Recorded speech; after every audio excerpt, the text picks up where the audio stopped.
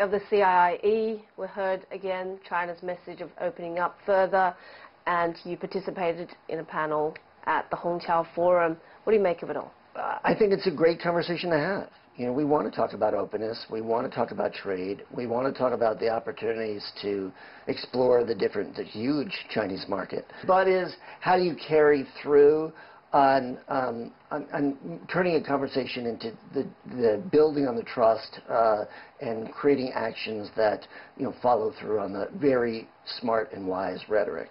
And I use rhetoric not in a bad way, but in a good way.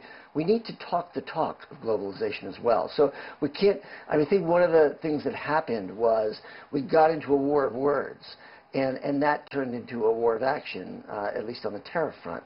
So I think we need to start going back to having the constructive conversation that the U.S. and China has always had, or has long had for until recent years. Given that a lot of, say, the Trump base don't feel that way, we've got the midterms starting in a matter of hours.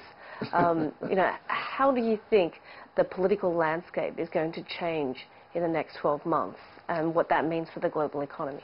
There are obviously real concerns among a huge slice of the American people about the pace in which globalization happened for the decade or so leading up to the election of President Trump. And I think that commentators and, you know, people who write about these issues and think tankers and certainly the media were taken by surprise by the vehemence of some of the action and the feeling among many Americans about how they felt left behind or things were going too quickly.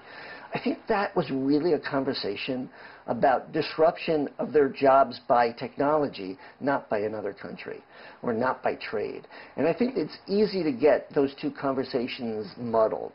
But really it's about the fact that we are moving more towards automation, more towards AI applications, more towards drones and robotics.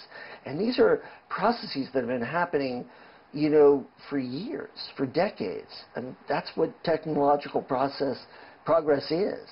It's you know, the steamship replacing, you know, a sailing ship. It's the automobile replacing the horse and buggy. It's electricity replacing a guy holding a candle, you know. And so, you know, that's what progress is. That's what technological progress is.